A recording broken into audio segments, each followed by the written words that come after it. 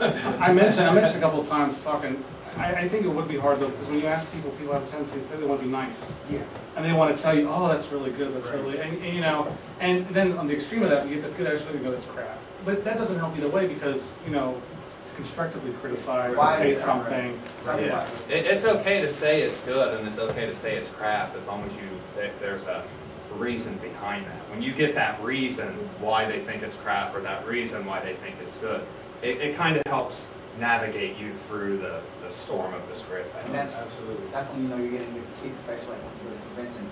I'm starting to sort of pick up on that. Even when I go to like the big name artists, they're like, oh, this is really good. This is good. All right, you're just flipping to my page. I'm going to see next time. Right. And like Francesco looked at my stuff and he was like, this is really good. Like the way you're using your line weights, the direction you're doing the story. Oh, all right. I'll see that's interesting. I don't want to hear you just tell me it's good. I want you to tell me what I am doing good and what I'm doing wrong. Like, give me reasons. Like, I've had critiques before. I've had people tell me, I'm not going to hurt my feelings. Right. I'm trying to make it in this industry just like you are. Right. So we actually did that with Hot Shot where we initiated a Dare to Compare campaign, which was both. We admit that was absolutely both. What we did was we compared our book to Invincible, which is one of the best, independent superhero titles out right now. And what we wanted, it was supposed to be a two-part thing. It was Dare to Compare and then Dare to Share. Look at our book, look at their book, see what you like, see what you don't, and then actually have the guts to tell us what will make our book better. That was something we tried to open up. We haven't quite figured out how best to initiate the latter part of it, but it was a very interesting experience, to see how even in the sense that Image is supposed to be kind of an indie book, you realize how mainstream they've gotten, where we actually incurred the wrath of a prominent figure. Don't say his. Oh, you said his name. Eric Larson. Yeah, Eric Larson was very upset with us on the basis of what we did, saying that we were childish in our attempts to challenge this book. But I think we kind of got the better of it when we pointed out, like, we put our book out in the same shops, the same shelves that you put your books out on. What's the difference? We're just outright saying that we think that we can do this. And we're offering for anybody that you have a counterpoint, to us doing that. Let us learn from it, and that's what we're trying to do instead of just shelling out a product and hoping people like it. We're trying to learn from it because this is going to be the craft that we want to be a part of for a long time. So based on that, then I'll throw this at Mike. Then, so how do you rate your success right now? Right now, I feel that we are starting to pick up a lot of pace. Like we're being successful. Like our name is starting to slowly get out there, like comically. Thanks, CR. CR pushes everybody. We love CR. Let's check it out. I gotta say one thing on that Dare to Compare. You notice he didn't come back and ask you to compare it to Savage Dragon. No, he didn't. Right. I just want that on the record. He did not say Savage Dragon. We weren't supposed to do it. No, I think we are starting to get this because we are making our way out to different cons and talking to different stores. And we try to come up with like these very animated ways to get our books out to the public to let people know what we're doing. But that's something like we picked up after going to cons, talking to people, getting advice. They're saying, Chuck, if you want to do this, like this is what we're about. Right. Chad, success. How do you rate it right now? I don't know, and I don't care. It's at the end.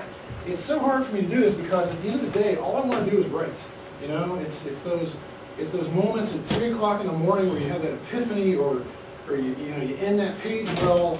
That's the stuff that excites me. That's the stuff I get drunk on. It's not, gauging where I want to be in 5 years, whether or not Joe Blow likes what I'm doing, getting in front of the right editors.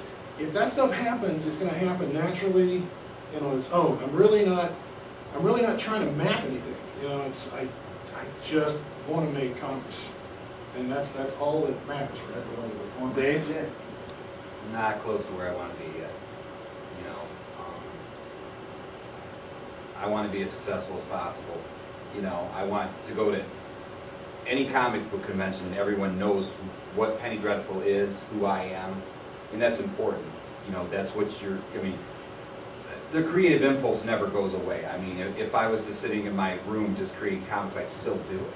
But now that I've kind of thrown my hat into the ring, it's like, yeah, I want to, push it as far as I can. That's the goal. So I have a lot of work to do, but I am happy with what I've done so far with help, like comic related. It's been a big help, meeting people. getting positive feedback from people, having people come to the tables and just, you know, really get into your work or just tell you it's an amazing idea and stuff. It's inspirational. Without all that, I mean, I'd still be creating, but there's a drive, I think, that I have that yeah, I want it to be as big as it can be. You know, I don't mind being an independent creator. I hope that tag stays with me my whole career. You know, if it's going to be called it. I hope it stays with me, but I think the ultimate goal is to achieve that status of a dark horse or an image. I mean, I think most of us want that are labeled. Dustin? Well, basically, last year at Mid-Ohio, which was just the second show I ever exhibited at, it was awesome. I just got kind of super lucky, and I was seated next to Dave Nestle, the pinup artist, which he's not big in the comic book world, but if you know anything about tattoos or the tattoo market, he's the top dog. And it was cool. I was right beside him, and he told me, he said, because I was asking, this is only my second show, what should I do? What should I try and do? What are your suggestions? He said, here's your goal. At the 2-year mark, when you go back to Wizard World in 2 years, be breaking even. He said, just go with that goal. Because you're not going to stop creating, are you? I was like, no, I'm going to keep doing it. He said, well, just keep the goal small, and in 2 years, when you go to a show, you break even. You cover your gas, you cover your table, you cover your food. If you can do that, you're doing just fine.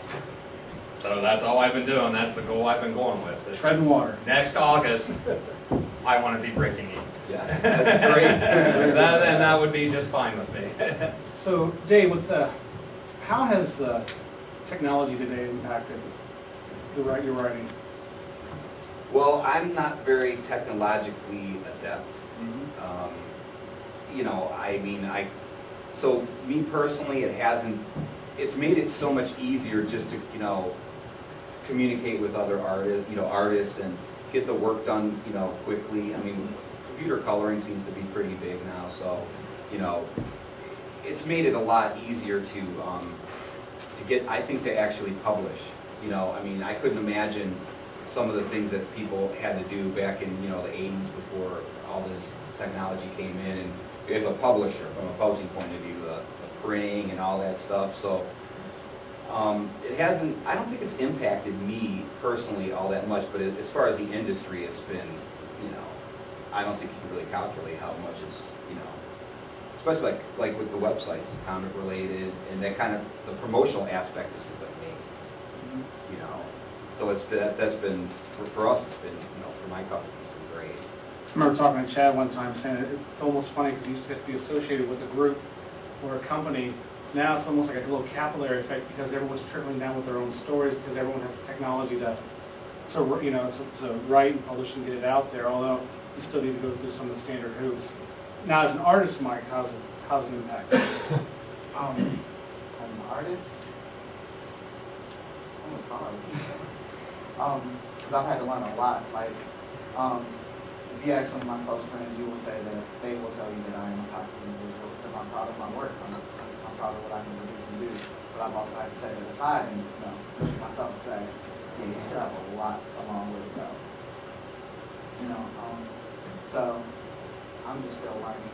Like they said, like I just have that passion. Like just yesterday, actually I haven't even been to sleep yet.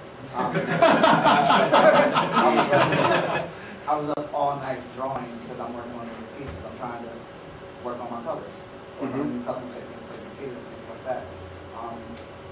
So it's a lot of work, but I love it. Just knowing that I go to Chicago every year and I have 3 kids that come find me every single year, and I've been going there for 6, 7 years, and they come find me every year. Just having that is enough to keep me going. It's like